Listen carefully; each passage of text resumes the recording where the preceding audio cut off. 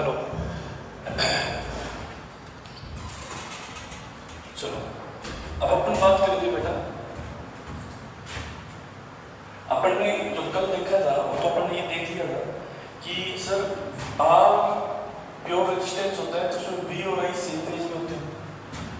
Pure capacitor होता है तो उसमें बी और जो आई है वो क्या रहती है, पाई बाय 2 फेज आगे रहती है। और इंडक्टर होता है एल, उसमें जो आई है वो बी से क्या रहती है, पीछे। कितना पीछे रहती है, ये चलो। अब आज अपन देखेंगे कि सर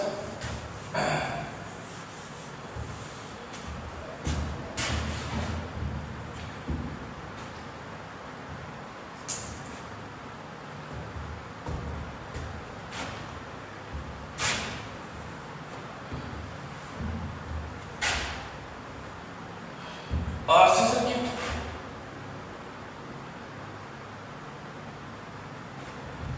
आरएल सर्किट और LCR circuit.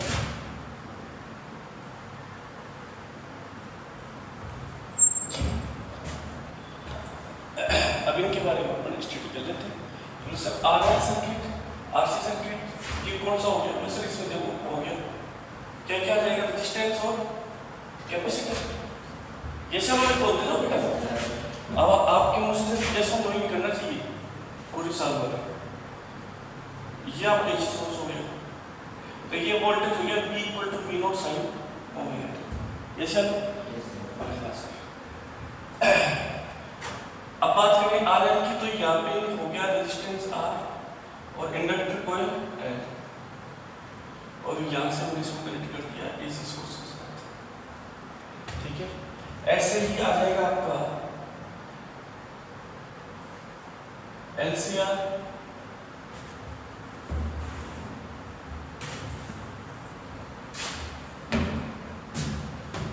Resistance, capacitor, inductor coil, और ये मैंने ये कनेक्ट कर दिया इसी सोर्स। तो इसी सोर्स को मैंने कनेक्ट किया है, वो हो गया V equal to V naught sine omega t, और इसमें भी हो गया sir V equal to V naught sine omega t। Clear, तीनों पर अपन ने डाल दिया। हाँ सर, बोले कि सर मान लो मैंने सर्किट में करंट फ्लो कर दी ये वाली I equal to I naught sine omega t left. ये सर तो मुझे बता दीजिए यहाँ पर करंट कौन सी जाएगी और यहाँ का वोल्टेज क्या आएगा। सर यहाँ का वोल्टेज जो VR आएगा तो ये आएगा सेम, बोलो ये सर। लेकिन हमें एक चीज पता है, तो सर क्या पता है, तो सर कैपेसिटर के अंदर जो है ना वो करंट जो होती है वो वोल्टेज से कितना गुण पीछे होती है, बाय बाय 2। अब करंट ये फ्लो हो रही है तो वोल्टेज यहाँ पे क्या करेगा बेटा, VC equal to V naught C sine omega t minus के बाय 2। ये चलो मैं जवाब चाहिए, समझ गए क्यों आया माइनस के बाय 2। करंट यदि ये है जिससे पीछे जाएगा वोल्टेज। तो सर इसका मैं ग्राफ बना देता हूँ। सर ये हो गया मेरा करंट आई, ये मेरा हो गया वोल्टेज VR। आई और VR सेम फेज में और फाइनल। अब वोल्टेज कितना पीछे चला गया करंट से, बाय 2 फेज, तो ये वोल्टेज हो गया सब पीछे V नॉट C बाय 2। ये सब और सर इनका जो रिजल्टेंट है वो इधर निकल जाएगा। इसको मैं क्या नाम देता हूँ, भाई नाम देता हूँ। हाँ सर, तो फिर सर निकाल लेते हैं इसका रिजल्टेंट।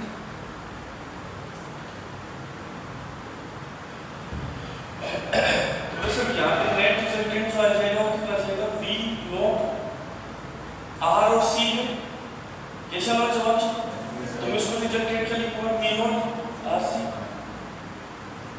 तो V नॉट R C बराबर क्या हो जाएगा, V नॉट R का square plus V naught C का स्क्वायर। ये सब और इससे क्या हो जाएगा बेटा, अंडर रूट। ये सब हाँ सर, अगर हम ये बात जानते हैं ये हो जाएगा मेरा V बराबर क्या होता है, तो ये मेरा हो जाएगा I not R plus I not क्यों ले रहा हूँ, क्योंकि V नॉट है। यदि ये वी आर लिख देता तो मैं क्या हो जाता है, आई आर हो जाता। ठीक है, आई नोट का मतलब हो गया ये वाली करंट ले रहा हूं मैं, वी नोट लूंगा तो आई नोट लूंगा और वी लूंगा तो मैं ऐसा। तो आई नोट आर इसका स्क्वायर प्लस आई नोट, याद करो कैपेसिटर आता तो मैंने लिखा था एक्सिकल और आएगा अंडर रूट। तो यहाँ से आई नोट को मैं बाहर निकाल दूंगा, देखो स्क्वायर इसमें भी आई नोट, स्क्वायर इसमें भी आई नोट बाहर आ जाएगा मेरे, तो ये हो जाएगा आर स्क्वायर प्लस एक्सी का स्क्वायर, ये हो जाएगा बी नोट का। ये चलो मैं जवाब चेक, यहाँ से भी मैं आई नोट निकालूंगा, जेड निकालूंगा तो V naught R C upon में आई नोट बराबर हो जाएगा आर स्क्वायर प्लस एक्सी का स्क्वायर, इसका क्या हो जाएगा अंडर रूट। इसको क्या लिखूं अभी या कोई नहीं लिखो, जेड बोल भाई ना, जेड नोट आर सी और ये हो जाएगा आर स्क्वायर प्लस एक्सी का स्क्वायर, ये कहलाती है इसकी इम्पीडेंस। ये सब यदि तो इसमें फेज एंगल निकालेगा तो फेज एंगल कितना जाएगा तेरा, tan ऑफ फाई बराबर कितना जाएगा तेरा, थीटा की सामने की साइड परपेंडिकुलर, और मेरे ख्याल से tan के अंदर तो एल है के ए, या तो पाकिस्तान भूखा प्यासा हिंदुस्तान भरा भरा परपेंडिकुलर अपॉन बेस आता है, तो ये परपेंडिकुलर है, परपेंडिकुलर कितना है मेरा वी नोट सी और बेस कितना है मेरा वी नोट। ये चलो अभी खाना तो बोल, हाँ सर। तो यहाँ से मेरा जो tan फाई है ये कितना जाएगा मेरा, बोले सर आई नोट एक्सी और I naught R, I naught sine naught cancel, बोले सर यहाँ से मेरा जो फाई आ जाएगा वो आ जाएगा tan इनवर्स एक्सी अपॉन में आर, इसका फेज एंगल आ जाएगा एक्सी अपॉन आर। जैसा मैं जवाब ये तो कौन सा हो गया आपका आर सी। अब बात करेंगे अपन आर एल की, बोले सर आर एल में क्या होगा, बोले सर वही सिचुएशन, करंट में कितने फ्लो कर रहा हूँ आई बराबर आई नोट साइन, तो यहाँ पर तो सर वोल्टेज वही है वी नोट आर साइन, लेकिन सर यहाँ वोल्टेज जो है हमें ये पता है कि सर इंडक्टर कॉइल के अंदर वोल्टेज आगे होता है, करंट पाई बाय 2 कोण, सॉरी करंट पाई बाय 2 कोण आगे होती है, वोल्टेज क्या होता है पीछे। अब यहाँ पे देखो करंट पाई बाय करंट यदि ये है तो वोल्टेज आगे रहना चाहिए, जैसे ना, तो क्या रहेगा यहाँ पे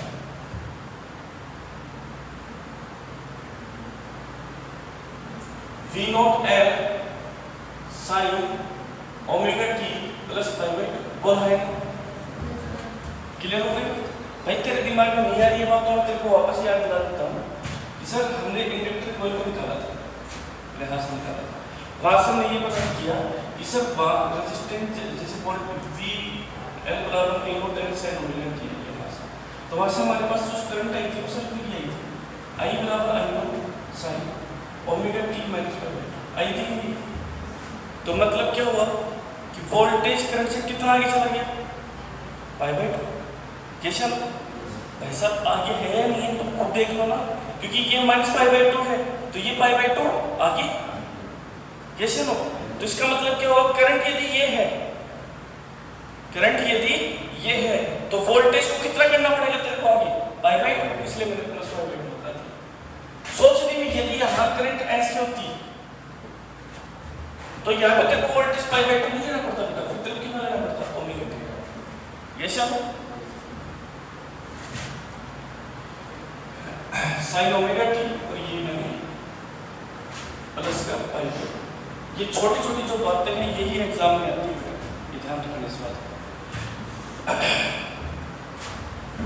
अब यहाँ से अपन इसको सॉल्व कर लेंगे, बोले सर देखिए, बोले सर देखो ये मेरा वी नोट आर है, करंट मेरी इसी डायरेक्शन में है, तो मेरा वी एल क्या चला जाएगा पाई बाय 2 कोण आगे, ये सब ये मेरा वी नोट एल हो जाएगा, ये सब जवाब, और ये मेरा रिजल्टेंट हो जाएगा। तो रिजल्टेंट जो है वो मेरा कितना जाएगा, उसके एंगल मेरे कितने हैं खाली, यहाँ से अपने से निकालना, तो इसको मैं क्या लिखूंगा वी नोट आर, जैसे इधर किया था वी नोट आर से, अब क्या है वी नोट एल ऊपर जाएगा, क्यों, क्योंकि पाई बाय 2 कोण क्या है प्लस पाई बाय 2 कोण, इसमें क्या था minus pi by 2, minus pi by 2 कोण का मतलब किधर गया था नीचे, और इसमें प्लस पाई बाय 2 का मतलब किधर गया था ऊपर, बोल हाँ या ना, बोले हाँ सर। अब वी नोट आर निकालेंगे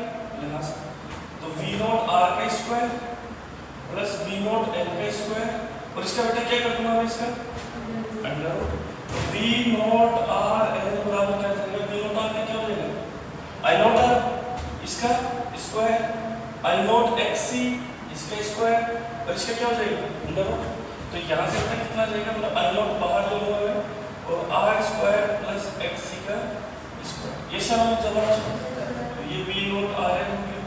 तो यहाँ से बी नोट आर एल बटे आई नोट बराबर क्या हो जाएगा under root R square plus X C का स्क्वायर। जैसे तो इसको मैं क्या लिखूंगा, जैसे आपने इसको लिखा था ना जेड नोट आर सी, ऐसे हम इसको क्या लिखूंगा। देखिए हमें पता है रेजिस्टेंस क्या होता है वी अपॉन में, यस या नो। लेकिन जब रेजिस्टेंस और इंडक्टर कॉइल जुड़ जाती है तो वहां पे बेटा रेजिस्टेंस नहीं बोल सकते, वहां पे क्या बोलेंगे अपन इंपीडेंस। क्या बोलेंगे वहां पे इंपीडेंस। इंपीडेंस का मतलब प्रतिबाधा। तो यहां से क्या जाएगा प्रतिबाधा क्या जाएगी जेड नोट आर एल बराबर under root R square plus X L square. और शायद आपने ये पढ़ा भी होगा बेटा एक्स एल बराबर क्या होता है ओमेगा। तो जेड नोट आर एल बराबर क्या हो जाएगा under root R square plus omega L. ये सब जवाब चाहिए। अब यहां से आप चाहो तो क्या निकाल सकते हैं tan phi। tan phi क्या जाएगा बेटा, tan phi आ जाएगा बेटा थीटा की जस्ट सभी साइड परपेंडिकुलर। कैसे आप बोले हाँ सर, तो ये कितना हो गया v नॉट है और ये क्या हो गया v नॉट r। तो ये क्या हो जाएगा बेटा यहाँ पे, तो सर ये यहाँ पे हो जाएगा आई नॉट इंटू में एक्सएल और आई नॉट इंटू में आर, आई नॉट से नॉट कैंसिल। तो डाटा ऑफ आई कितना हो जाएगा, तो सर tan इनवर्स एक्सएल को क्या लिखूंगा मैं ओमेगा। ऐसा लो आप चाहो तो यहाँ पे एक्स का डाटा क्या लिख सकते हो 1 अपॉन में ओमेगा सी। तो यहाँ से फाई क्या निकल जाएगा तुम्हारा, यहाँ से फाई निकल जाएगा 1 अपॉन में ओमेगा सी आर और tan का इनवर्स, tan इनवर्स को बता दो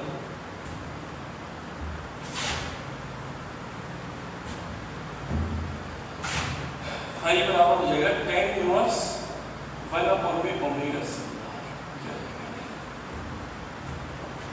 ये शर्म में जवाब चाहिए। इस प्रकार से ये तो हो गया आपका आर सी, ये हो गया आपका आर एल।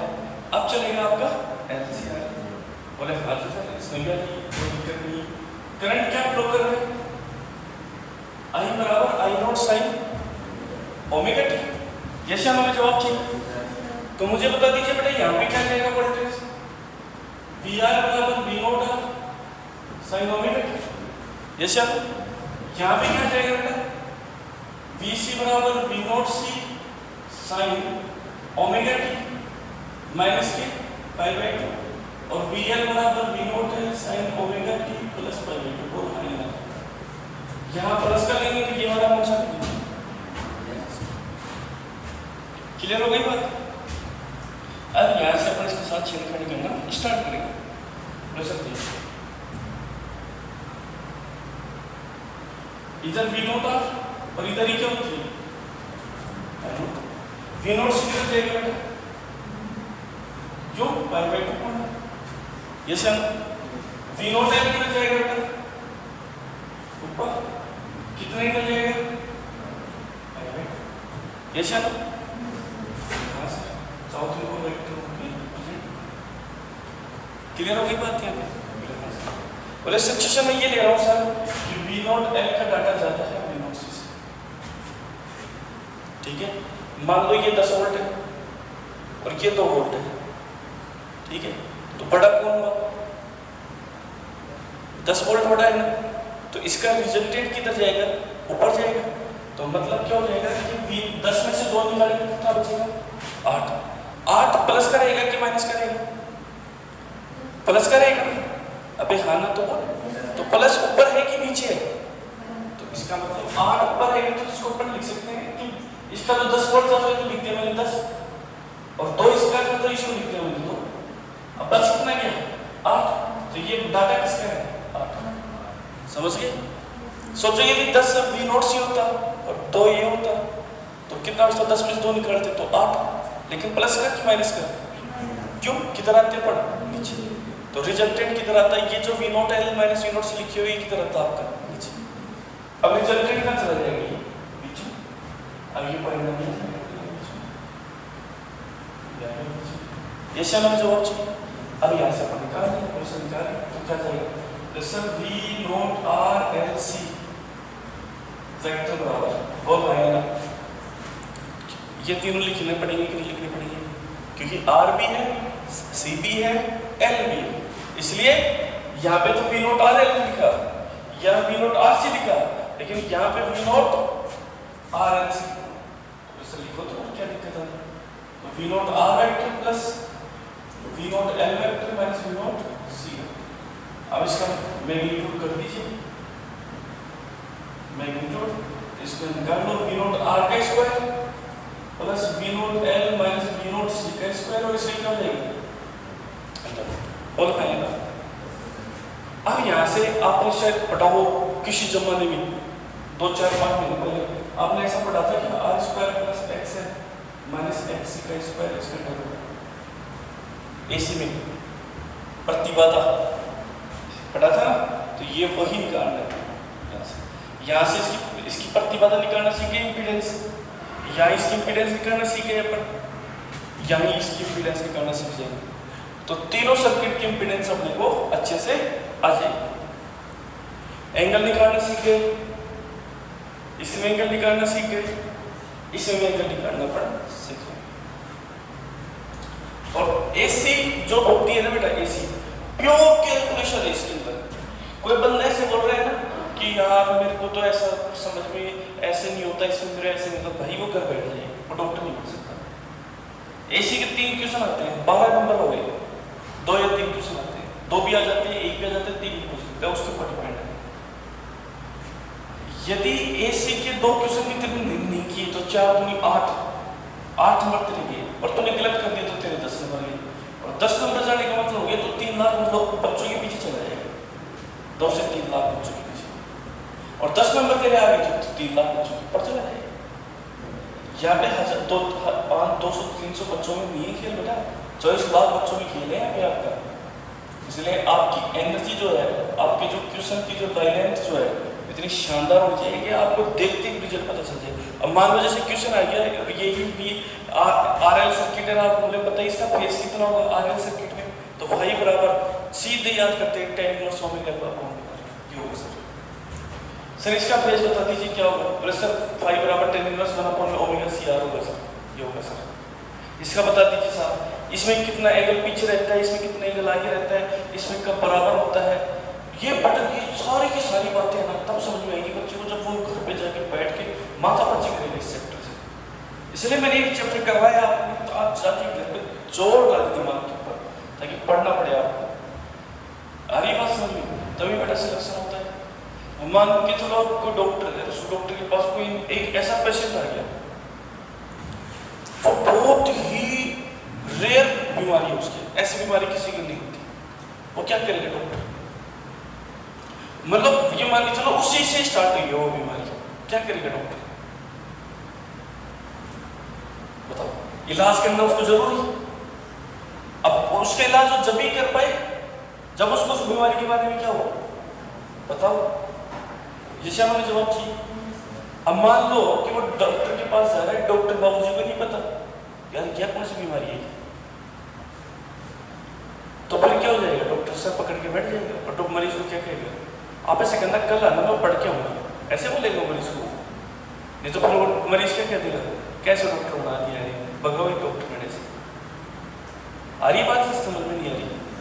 तो डॉक्टर जो होता है ना बेटा, इसको हर बीमारी का पता होता है। जैसे मान के चलो कोई बीमारी नई आई है, नई जनरेट हो गई, नई ऊपर हो गई है, तो डॉक्टर सबसे पहले उस बीमारी के ऊपर जाके पढ़ता है घर पे जाके। आज भी जो डॉक्टर होते हैं, जैसे 50-55 साल के हो, 60 साल के हो, 40 साल के हो, 45 साल के हो, नई बीमारी आएगी तो 100% पड़ेगा वो डॉक्टर जाके घर बैठ के, उसकी पूरी स्टडी करेगा, पूरी स्टडी, चाहे रात लग जाए चाहे दिन लग जाए, क्योंकि हो सकता है नई बीमारी का पता चला हो डॉक्टर को और दूसरे दिन केस आ गया, तो फिर कैसे हैंडल करेगा उसको? आ रही ना बात समझ में? इसलिए वही काम आपका है, आपको हर चीज़ों के बारे में पता होना चाहिए। आपको डॉक्टर इसलिए ऐसे नहीं बनाएंगे एनटीए, डॉक्टर बनाने के लिए बेटा आपको बहुत मेहनत करनी पड़ेगी। 720 में से 600-650 नंबर लाओगे ना तब जाके डॉक्टर बनोगे, और इसके लिए मेहनत चाहिए हर चीज़। ये सारा ये तो कुछ नहीं है, ये तो कुछ भी नहीं है। आपको पूरी तो ले आओ तो पूरी 12th दिमाग के अंदर बैठनी पड़ेगी, तब जाके आपकी नीट क्लियर होगी। उसके लिए बेटा एक ही चीज़ होती है, डेडिकेशन, मेहनत। घर जाके मेहनत करो। और सबसे मेन बात तो क्या पता आपको, आपके लिए सबसे इम्पोर्टेंट बात तो ये कि आपको ये जो कंटेंट है ये बेटा यहाँ मिल रहा है, ये मिल रहा है। हमारे टाइम में तो हमें तो यहाँ पे मिला ही नहीं था। हम भटकते थे, कोटा सीकर की तरफ मूव करते थे। हम तो कोटा गए थे पढ़ने के लिए। हम तो उधर मूव कर रहे थे कि यार वहां जाके पढ़े, सीकर पढ़े हम जाके। तो क्यों? क्योंकि यहाँ के टीचरों में पोटेंशियल नहीं था कि वो ये पढ़ा सके। अब भगवान की दया से ये है कि आपको यहाँ पे जो स्टडी यहाँ पे आपको करवाई जा रही है, उस सेम स्टडी आपको कोटा जयपुर सीकर के अंदर मिलेगी। तो आपके ऊपर डिपेंड है कि वो आपकी मेहनत कैसी है। आपकी अच्छी मेहनत होगी तो आपको परफॉर्मेंस बढ़ेगी। आ रही बात समझ में? तो ये जो कंटेंट है ये सेम का सेम आप देखा करो बेटा। जैसे ये 11th क्लास है, 11th क्लास में जाके आप नोट्स चेक किया करो 11th क्लास में। अब आप टारगेट के बच्चे हो और देखिए करो कि फिजिक्स में क्या चल रहा है। आप कॉपी खोल के देखोगे तो आपके काम खड़े हो जाएंगे। यदि आपकी लर्न खड़ी हो तो यहाँ पे आप देखोगे कि यार ये तो हमने पढ़ाई नहीं है, ये तो हमने पढ़ाई नहीं है उसके अंदर। टोटल का टोटल मटेरियल चल रहा है अच्छे लेवल पे, जी लेवल वाला, मस्त लेवल वाला। तब जाके बच्चों में निखार आया है। अभी बच्चे 12th में जाएंगे, टारगेट का एग्जाम देंगे, तब जाके फिर सिलेक्ट हो। अब जैसे ये बच्चे हैं, इनकी फिजिक्स में कितनी कॉपियां बनती हैं आपको पता है? 11वीं के अंदर तुम्हारी कितनी कॉपियां बनती है? उनमें 2 बार गई थी मेरे ख्याल से, 1-2 कॉपियां बन गई उनकी फिजिक्स में। इनकी 3 कॉपियां तो भर चुकी है, तीसरी कॉपी बनने वाली है मान के चलो। और अभी तो 2 चैप्टर बच रहे, 3.5 कॉपी भर जाएगी ये मोटी मोटी कॉपी। इसका मतलब कंटेंट जो दिया जा रहा है इनको बहुत सॉलिड दिया जा रहा है, सेम ही आपको मिलेगा। तो ये अपने लिए यही चीज है बेटा, साल भर तक मेहनत करनी है जम के बस, और सिलेक्शन चाहिए 100%। लिखो बेटा, इसको पूरे को समझो पहले और उसके बाद में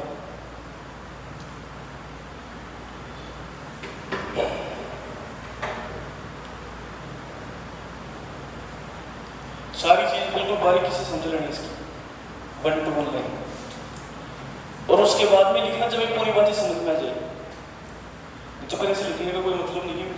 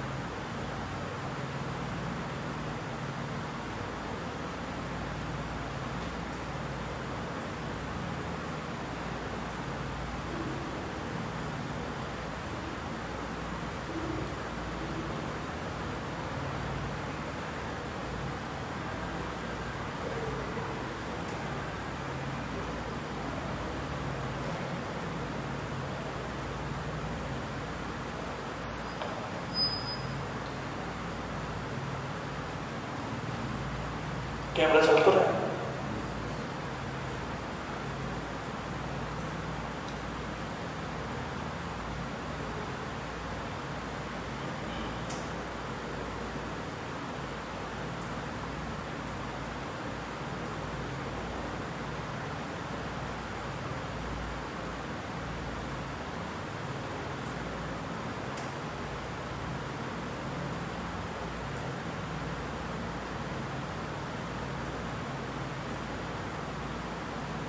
कल आपको सीट मिली थी कहीं से?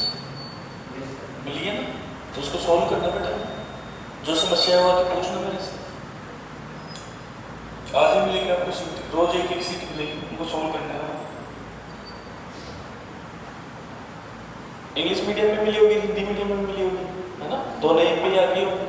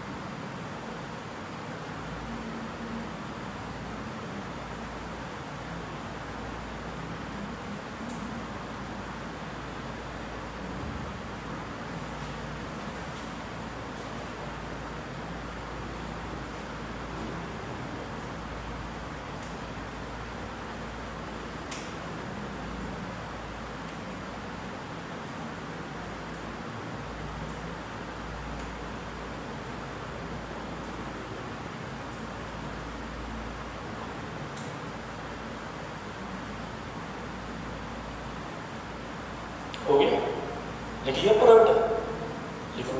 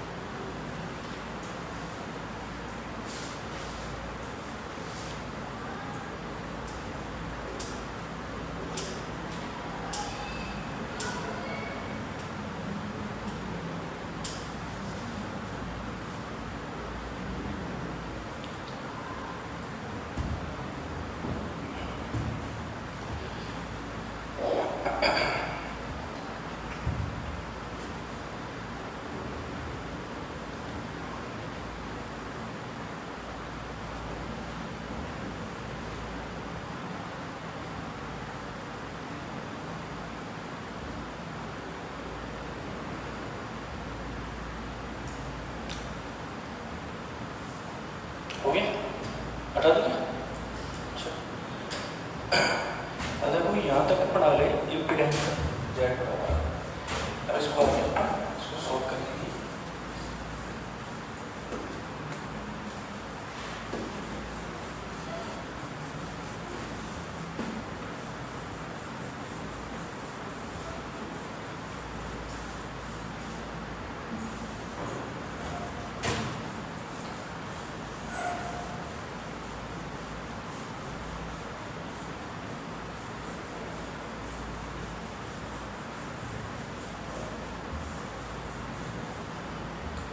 अब यहाँ से अपने पास में आ गया V naught R L C, और सर ये मैं इसको यहाँ देता हूँ V naught R L C बराबर V नोट आर का square plus V naught L minus V naught C इसके स्क्वायर इसका नोट है।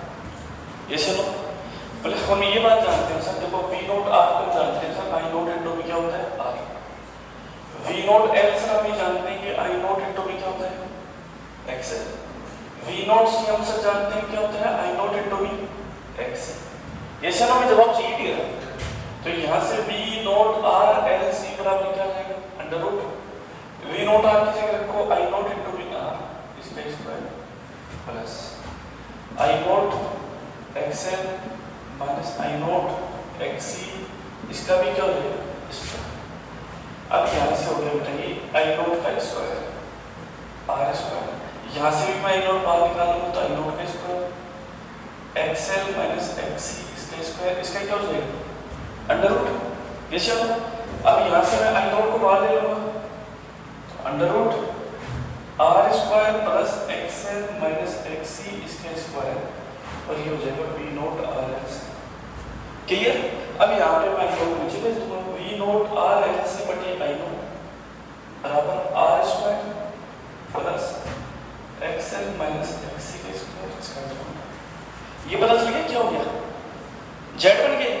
क्या बन गया Z, इसको क्या लिख सकते हो Z note R L C बराबर R square plus XL minus XC का होल स्क्वायर, और Z note R L C लिख सकते हो, इसको आप Z लिख सकते हो एक ही बात। इसको बोलते हैं इम्पीडेंस। क्या बोलते हैं इसको इम्पीडेंस फॉर LCR सर्किट। कौन सा सर्किट की LCR सर्किट की। ये सब हमें जवाब चाहिए। देखो बेटा ये इम्पीडेंस आ गई।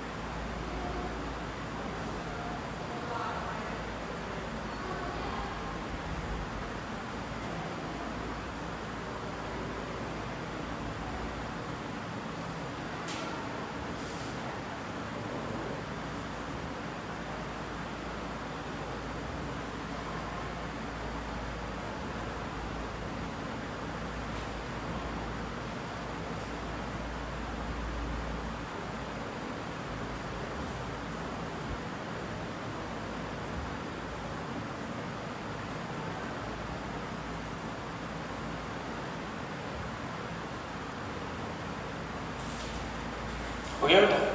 यहाँ तक हो गया अच्छे से? अब देखो आगे अपन इसको एक्सप्लेन करेंगे। देखो अब मैं ये बात जानता हूँ कि बेटा एक्स से बराबर होता है ओमेगा और एक्स से बराबर होता है बराबर में ओमेगा से। तो सर मैं इसको ऐसे लिख सकता हूँ जेड, इसको सिंपल जेड लिख लो आप, आर स्क्वायर प्लस एक्सएल को लिख देंगे ओमेगा एल, एक्स को लिख देंगे 1/में ओमेगा से, इसका होल स्क्वायर इंटर होता है। ये जेड हो गया। This is the very most important, ठीक है, ये वेरी वेरी मोस्ट इंपॉर्टेंट। देखिए डॉट ऑफ जेड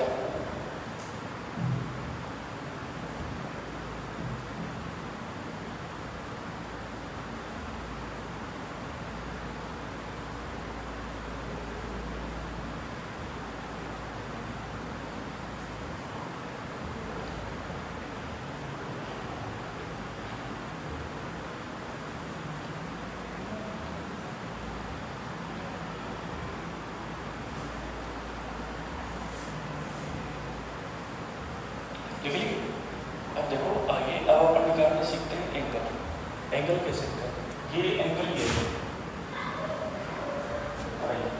ठीक है, और ये रिजल्ट लिखा था यहाँ पे v not l minus v naught c था ना, ये सब ये v not l minus v naught c तो ये v not l minus v naught c ये होगा। अब यहाँ से इसको कर लेंगे। तो अपने साथ देखिए tan फाई जो है मेरा फेज जो एंगल है वो क्या हो जाएगा? Phase angle. तो सब फेज एंगल मेरा हो जाएगा tan फाई बराबर थीटा के सामने की साइड परपेंडिकुलर, तो ये मेरा परपेंडिकुलर आ गया v not l minus v naught c, ऐसा। और बेस कितना हो गया मेरा? v नॉट, ऐसा ना। चेक करो पहले वाला भी ऊपर नहीं ऐसे किया परपेंडिकुलर अपॉन में बेस, लेकिन वहां पे से क्या तो v नॉट l था या तो v नॉट c। अब यहाँ पे अपने को दोनों लेने पड़ रहे हैं क्योंकि एलसीआर सर्किट है। कैसा सर्किट है? एलसीआर। एल भी है, रेजिस्टेंस भी है, कैपेसिटर भी है, वैसा ठीक बात है। वैसे मैं इसको ऐसे लिख दूं आई नॉट एक्सएल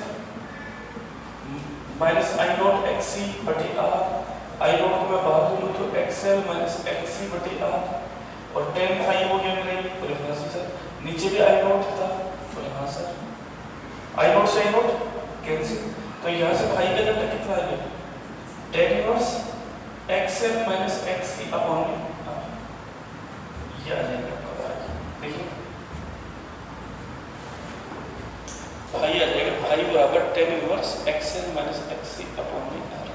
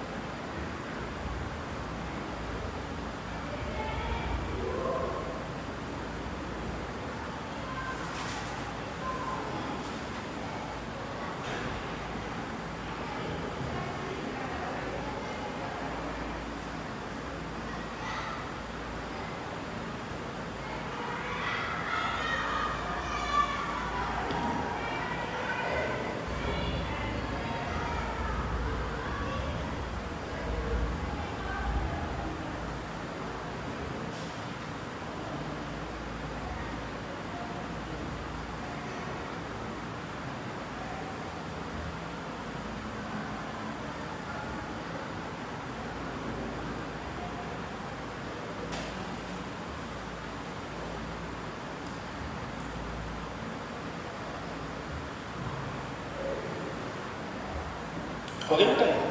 अब अपन इसको ऐसे लिख सकते हैं क्या? देखिए सर,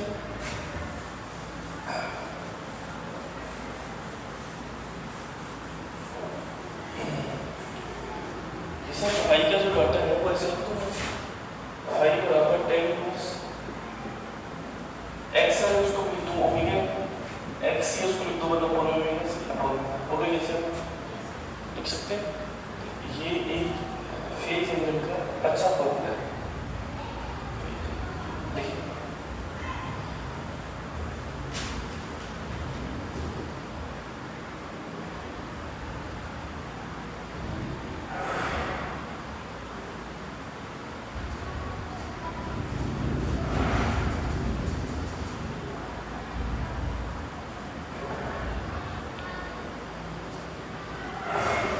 लिख ली। अब देखो बेटा मैं ब्रैकेट के अंदर मैं आपको शॉर्टकट मेथड लिखवा देता हूँ सभी का, ताकि आपको वही ध्यान रखना है एग्जाम में। एक्सप्लेनेशन देना मेरे जरूरी थी क्योंकि अभी आप नहीं स्टूडेंट हो। देखो RL है, RC है और RLS है, ठीक है। इसके लिए तो Z क्या होता था, R² प्लस XL का स्क्वायर इसका रूट। इसके लिए Z क्या हुआ है, R² प्लस XC का स्क्वायर इसका रूट। और इसके लिए Z क्या है, R² plus XL minus XC इसका स्क्वायर इसका रूट। ये चलो इसके लिए फाई बराबर होगा tan इनवर्स XL अपॉन में, ठीक है।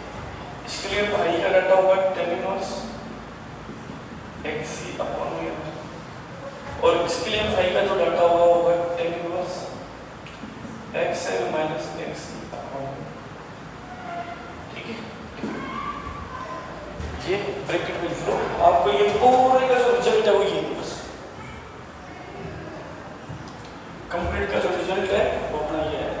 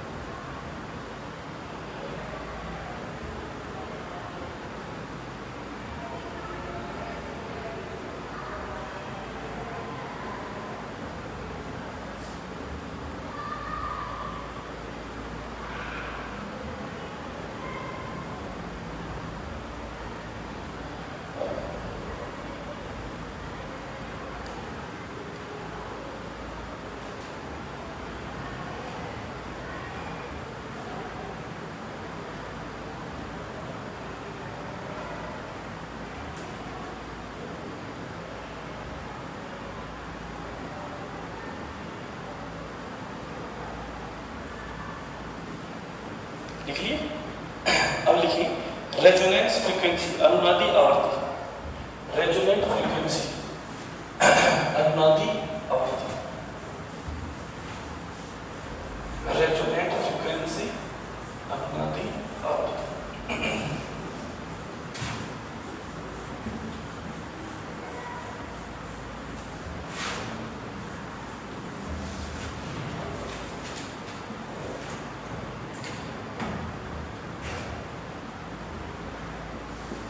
अनुनादी आवर्ती जिसको अपन बोल सकते हैं रेजोनेंट फ्रीक्वेंसी। जैसे रेजोनेंट फ्रीक्वेंसी क्या होती है, ये XL बराबर X मिलती है जब करंट की वैल्यू क्या हो जाती है, मैक्सिमम, ठीक है। जब XL इक्वल टू X लोगे तो करंट की वैल्यू क्या मिलेगी, मैक्सिमम। वैसे कैसे मिलेगी, वैसे हम ये बात जानते हैं, I बराबर होता है V अपॉन Z, और Z क्या होता है, R² plus XL minus XC के स्क्वायर इसका रूट। बोल भाई अब इस करंट का मान अधिकतम कब होगा, मैक्सिमम कब होगा, जब ये वाला मान क्या हो, कम हो। अब ये बताओ R 0 हो सकता है क्या, नहीं हो सकता। ऐसा कोई भी सर्किट नहीं है जिसका R 0 होता हो। वैसे R तो कभी जिंदगी में 0 नहीं हो सकता, तो वैसे इसको 0 बनाओ, तो इसको 0 कब बना सकते हैं, जब XL बराबर मैं किसके लिखूं, तो XL की जगह X रखूंगा तो XC माइनस XC क्या हो जाएगा, 0। तो ये डाटा क्या हो गया मेरा, कब, तो ये डाटा क्या हो जाएगा मेरा, बढ़ जाएगा। तो बोले सर फिर, बोले सर XL बराबर आप XC लगाइए और प्राप्त करिए रेजोनेंट फ्रीक्वेंसी। XL को लिख देता हूं मैं ओमेगा और XC को लिख देता हूं 1/ओमेगा C। बोलो यस सर। तो सर ओमेगा ऊपर चला जाएगा, ओमेगा स्क्वायर बराबर 1/LC। यहां से नहीं मैं ओमेगा लूंगा तो 1/√LC। बोले sir this is known as resonant angular frequency. इसको बोलते हैं रेजोनेंट एंगुलर फ्रीक्वेंसी, हिंदी में बोलते हैं अनुनादी कोणीय आवर्ती, ठीक है। तो मैं सर इस ओमेगा को मैं ये भी तो लिख सकता हूँ ना, 2πf। बोलो भैया, अरे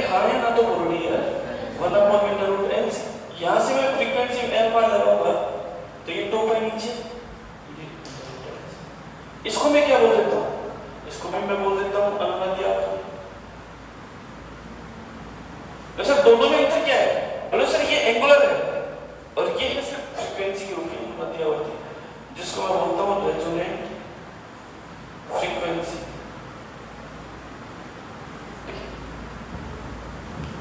रेजोनेंट फ्रीक्वेंसी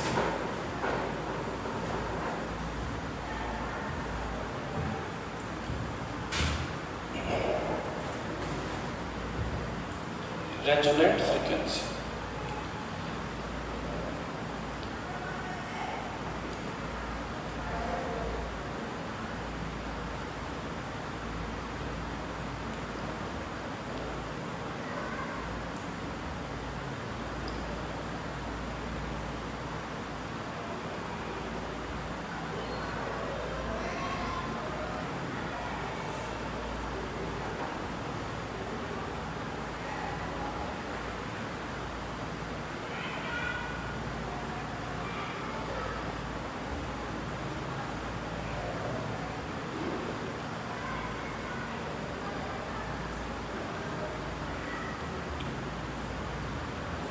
लिख लिया बेटा।